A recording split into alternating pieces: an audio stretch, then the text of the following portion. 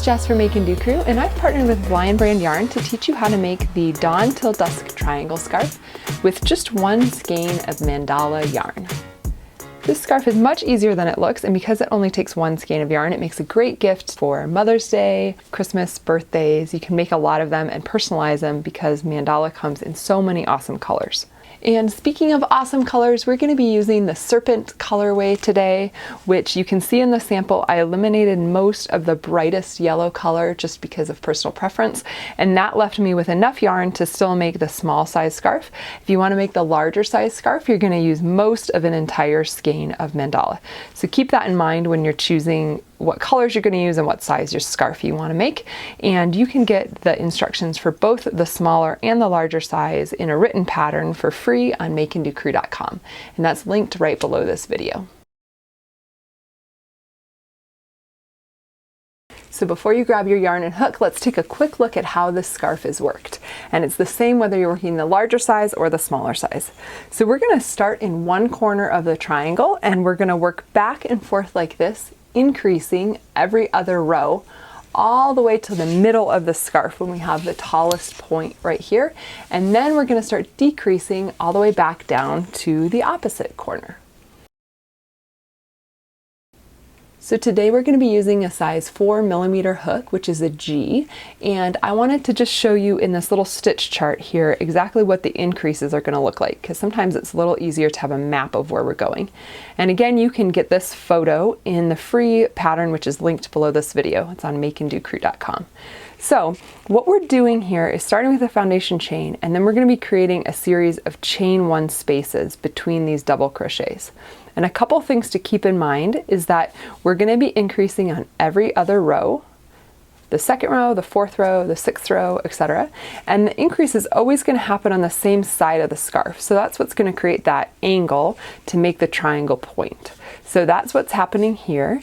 And the end of the row is always going to include 2 double crochets. So whether we're ending on this side or this side, it always ends with 2 double crochets.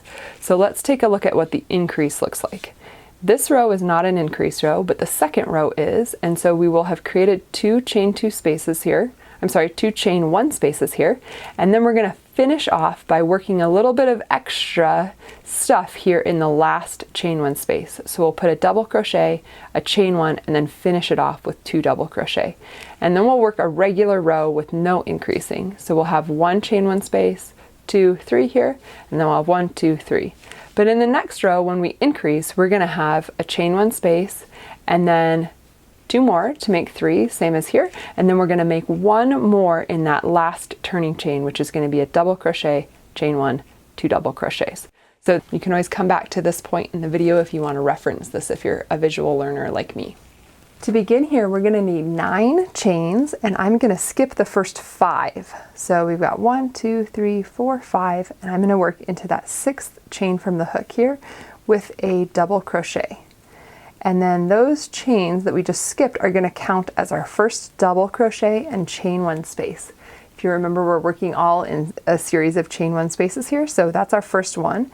And then I'm going to chain 1, and I'm going to skip the next stitch right here, and then I'm going to work a double crochet in the next chain,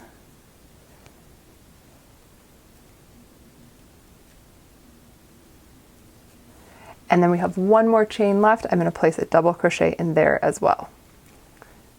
So if you remember, we said we're going to always double crochet at the end of the row. 2 double crochet, I should say. So double crochet. So we've got 1 chain 1 space here, 1 chain 1 space here for 2 chain 1 spaces, and then the double crochet at the end of the row. And from here, I'm going to chain 4. Every row will always begin with that chain 4, and then I'm going to skip the first 2 double crochets because I'm going to work into that first chain 1 space. So no matter what row you're on, you're always going to work into the chain 1 spaces. And I'm going to place a double crochet in there. So right here we've already created 1 chain 1 space with our turning chain, and then I'm going to chain 1, and I'm going to double crochet in the next chain 1 space. So now we've matched the same number of chain 1 spaces as the previous row. We've got 1, 2, and 1, 2. And so this is our increase row. It's an even number row. So we're going to end with an extra chain 1 and double crochet. So that's our increase little chain 1 space here. And then we're going to end with 1 more double crochet because we always do 2 double crochets at the end. So now it's a little bunched in there, but we have 1, 2, 3 chain 1 spaces. So we've increased by 1. The next row is not an increase row, so we should have another 3 chain 1 spaces. So I'm going to start the row with a chain 4, just like every other row, and then I'm going to work a double crochet into the first chain 1 space. So I'm always skipping those first 2 double crochets, and I'm working into that first chain 1 space, and then I'm doing a chain 1, working into the next chain 1 space, doing a chain 1, working into the next chain 1 space. And because this is not an increase row, we're just going to work our second double crochet in a row. I didn't chain 1 in between those because those are just my last 2 sort of stabilizing double crochets at the end of the row. So you can see we've already got a little bit of an angle going here, and we have 1, 2, 3 chain 1 spaces in row 2, and then we have 1, 2, 3 in row 3 because that was not an increase row. But now we're going to move on to the next even number row, so it will be an increase row again. And I'm going to start it with 4 chains, just like I always do. Again, I'm going to chain 1. I'm sorry, I won't chain 1, I've already got it here. I'm going to double crochet in the first chain 1 space. So we've got our first chain 1 space here. Again, I will chain 1, double crochet in the next chain 1 space, and then again, chain 1, double crochet in the next chain 1 space. And since this is an increase row, we're going to do 1 more chain 1 and double crochet to make 1 more chain 1 window. And when I'm counting, I like to count the chain 1 windows or spaces because that's easier for me to see than the stitches. So because we're at the end of the row here, I'm going to work my double crochet again. That's that 2 in a row double crochet to stabilize it. And now, if you remember in row 3, we had 1, 2, 3 chain 1 spaces. And now in row 4, we have 1, 2, 3, 4. So we're increasing in every even number row, we're increasing by 1 chain 1 window. So let's do a few more rows. This is all there is to this scarf until we get to the decrease section, and the decrease is equally as simple. So you can see how it grows pretty quickly because you just cruise along in the same pattern of chain 1 and double crochet. So I'm skipping those first double crochets, both of them as I always do, and double crocheting into the first chain 1 space, and then I'm going to chain 1 and double crochet into the next space, chain 1, double crochet into the next space, chain 1, double crochet into the next space, and then I'm going to end. This is my non-increase row, so I'm always going to just end that with 2 double crochets. And something that I find helpful when working this pattern is just to put a stitch marker or a safety pin over on this side where the increases happen, because it helps remind me, okay, that should always be when I end on that row, that should always be the one that I'm working an extra little window in. And it's just helpful to remind me as this, before this looks very triangle-y, which is my increase side. So we're going to work another increase row here by chaining 4. This is our row 6 now, and I'm going to skip those first 2 double crochets and double crochet in my first chain 1 space, chain 1, and we're going to do that chain 1 double crochet in the next chain 1 space all the way across this row,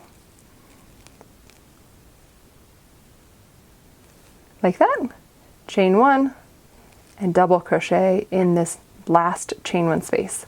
So because this is my increase side, I'm going to do 1 extra chain 1 and double crochet in that same space. So that has created my extra window, and then I tuck it in with 1 final double crochet, just like we always do. So now the previous row had 1, 2, 3, 4 windows. Now we have 1, 2, 3, 4, 5. So we're right on track. Let's do 1 more set of these just to make sure we got them, and then I will show you how to do the decrease. So we've got 4 chains there. I'm going to work into that first chain 1 space with a double crochet. This is my non-increase row because I'm headed toward the straight side. So I'm going to just work all the way across with a chain 1 and a double crochet. Chain 1, double crochet, chain 1, double crochet, chain 1, and double crochet. So as I always do, I'm going to put 1 more double crochet in that ending spot, and we should have the same number of chain 1 spaces as we did in the previous row. 1, 2, 3, 4, 5. 1, 2, 3, 4, 5. So this is going to be our increase row again. I'm going to start with a chain 4. Work into that first chain 1 space with a double crochet, and then I'm going to chain 1 and double crochet in each space all the way across. This is a very fast pattern because you don't have to pay much attention to where you're inserting your hook. You just have this nice big chain 1 space to jab it into as you cruise across the row. So I always find those the fastest little projects to work up. And I can do them in low light, which is always good too.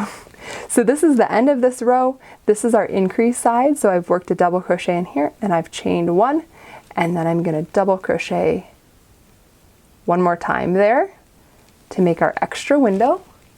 And then after that extra window, I'm going to place 1 more double crochet in there at the end to stabilize it. And now we should have 1 more than the previous row. So the previous row we had 1, 2, 3, 4, 5. And now we have 1, 2, 3, 4, 5, 6. So notice when I'm counting these, I'm never counting the space that is between those final 2 double crochets. That doesn't count as a space because there's no chain 1 there.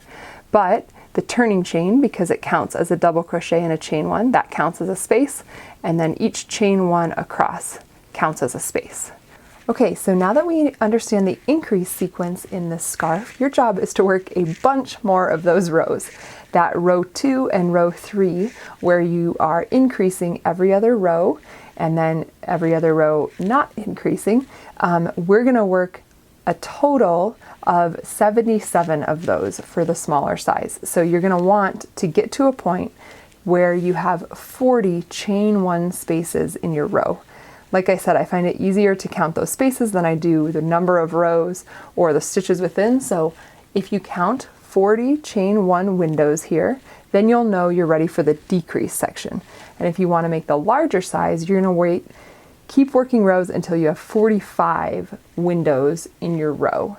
And you're going to want to end with a row 3 when you do that. So you'll work the increase row that creates either 40 or 45, and then you're still going to work 1 more on top of that, which is the row where you're not increasing at all. So that will put you at a place where you're ready to decrease and start working that angle back in the opposite direction. Now before we dive into the decrease section, I wanted to show you a little trick that I use for getting the most out of my skein of mandala. So if you know that you want to just make the biggest scarf possible and that you don't want to have any yarn wasted, but you also don't want to get to the end of the scarf and realize you don't have enough to finish the last rows, the way you can divide your skein exactly in half and start the decrease is at exactly the right time is to use a scale like this. This is like a kitchen scale. I like to use it for weighing yarn. So I put a bowl on the top and then I tear it out so that removes the weight of the bowl. And then I put my skein in when I think I'm about halfway through. And so a skein of mandala has 150 grams in it. So this says I have 125 grams left, and that's because I have a lot of yarn left.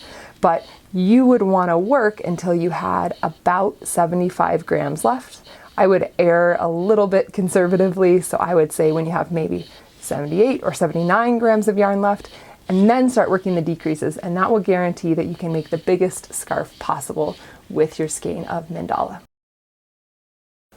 So once you've either used half of your skein or worked the number of rows indicated in the pattern, it's going to be time to decrease and bring our scarf back to a sharp angle at the corner. And what we're looking at here is, this is that final row I talked about doing in ending with a row 3. So this is a row where you're neither increasing or decreasing. So this should look familiar from the first half of the pattern. And then this is our first true decrease row. So not to be confused, we're working only one of these in the middle because we're always alternating either increase or decrease by one regular row. So this is that last row of the previous section. Now we're going to move on to decreasing at the end of a row instead of increasing. So to decrease at the end of the row, we're going to chain 4 and double crochet and chain 1 in the spaces, just like we did before. But instead of increasing at the end of the row, we're going to take these final 2 chain 1 spaces and bring them together into one double crochet with a double crochet 2 together. So what we've done at that point is eliminate one chain 1 window. We have 1, 2, 3, 4, 5, 6 down here, and then up here we have only 5. So in the first half of the pattern, we were always increasing by one chain 1 window in each increase row. And at this second half of the pattern, we're going to be decreasing by one chain 1 window in every other row. So let's take a look at how it works in the actual yarn. I've switched to a different color of yarn for the decrease section just to kind of visually separate them. And as you can see, I'm working a very miniature scarf so that we can learn all these techniques efficiently. But I have worked my last row 3, so that's my non-increase, non-decrease row, and that's going to separate the increases from the decreases. So that's that middle row right there. That should be the last row of your increase section in the pattern. And then from here, we're going to work our first decrease row. And I've got 4 chains here to start it off, just like we have with every other row. And then just like I have previously, I'm going to skip those first 2 double crochets and double crochet into the first chain 1 space. And then I'm going to chain 1 and double crochet in the next chain 1 space. And we're going to do that all the way across. So you'll have a lot more spaces than this, and you're going to get to do something you're really familiar with at this point, which is chain 1 and double crochet all the way until you have only 2 chain 1 spaces left. And so that is the turning chain and this last chain 1 space. So I've chained 1 here because we're going to work a double crochet 2 together, and by doing so, that's going to count as one last double crochet in this row. So to double crochet 2 together, I'm going to yarn over just like it's a normal double crochet and enter my hook in that hole right there, pull the yarn up. This is all like a normal double crochet, but instead of finishing it off right here like I normally would, I'm going to yarn over again and do the same thing in the next chain 1 space. So I've yarned over and then I'm pulling it through those 2. So I have 2 kind of half finished double crochets there and 3 loops on my hook. So then I'm going to grab my yarn and pull it through all 3 loops, and what that does is it leaves me with 1 double crochet stitch right here. So it looks kind of like an A because 2 stitches are becoming 1 right there, and that is what's going to create the angle going in the opposite direction on our scarf. And for the next row now, it's going to work just like our non-increase rows from the last section. So I'm going to chain 4 here, and then I'm going to double crochet into the first chain 1 space. So before we were skipping the first 2 double crochet, and that's kind of what we're doing here. We're skipping that and working into the first chain 1 space. And from here, we're going to chain 1 and double crochet in each space all the way across the row, which again for you is going to be a lot more spaces than I have here. And this is the row that should be the same number of chain 1 spaces as the previous row because we're not decreasing on this one. So I've chained 1 and double crocheted in each space all the way across. And just like before, we're going to end with a double crochet in the last space. So there we've got our 2 double crochets next to each other, just like we had in our increase section here. And we can check our work by counting. We have 1, 2, 3, 4, 5 chain 1 spaces in that window of the decrease row, and now we have 1, 2, 3, 4, 5. So we're right on track. Now we're going to work one more decrease row next.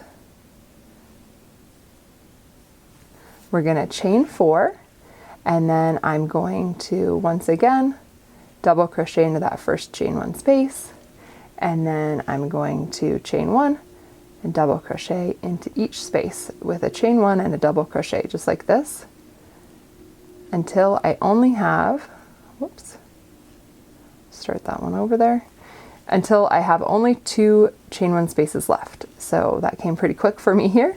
So I'm going to chain 1, and then from here I'm going to do that double crochet 2 together thing we talked about before. So I'll insert my hook, yarn over and pull it through, and then almost complete that double crochet, but instead of finishing it off, I'll yarn over again, insert my hook in the next space, pull my yarn through, yarn over to almost finish off that double crochet.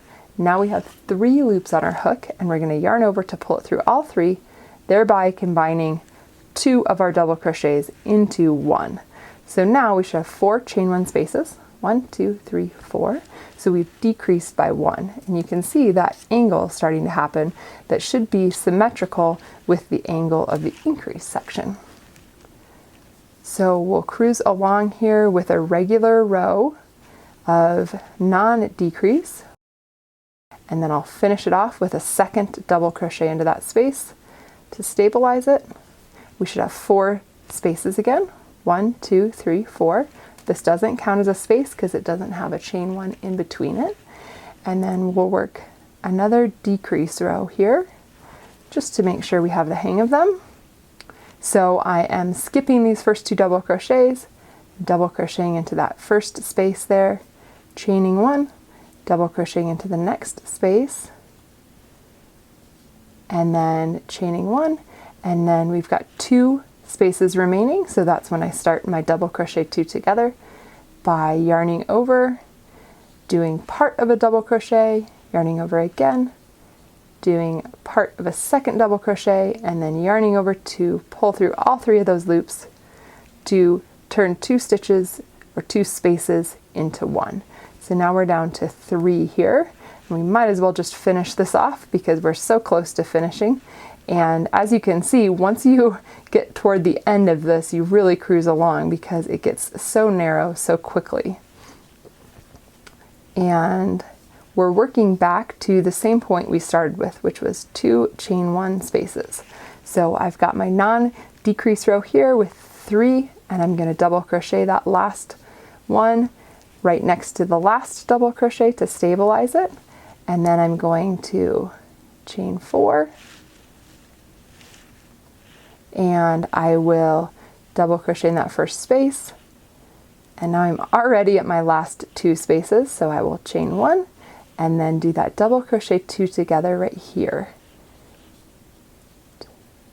to eliminate 1 of those spaces. So as you can see here, we're down to 2, which is the same thing we started with here. But if you remember, when we started, we actually started with a non-increase row. So we have 2 spaces here, and right now we're down to 2, but we need to finish it off with 1 more row of non-decrease just to make it completely symmetrical. So we've got 4 chains there. I'm going to double crochet into that first chain 1 space, and then chain 1, double crochet into the next chain 1 space, and then I'm going to do a second double crochet there to finish it off, and then that is the end of our scarf. So what you should end up with is a pretty close to symmetrical scarf that is a long, skinny isosceles triangle. I really hope you enjoy your new Dusk Till Dawn triangle scarf, and if this video has helped you out, I'd love it if you give it a thumbs up and subscribe to my channel so that I can make sure to get you my future free crochet tutorials and patterns. And speaking of those, you can find lots more free modern patterns just like this on my blog, which is makeanddocrew.com. Thanks so much for watching, and happy crocheting!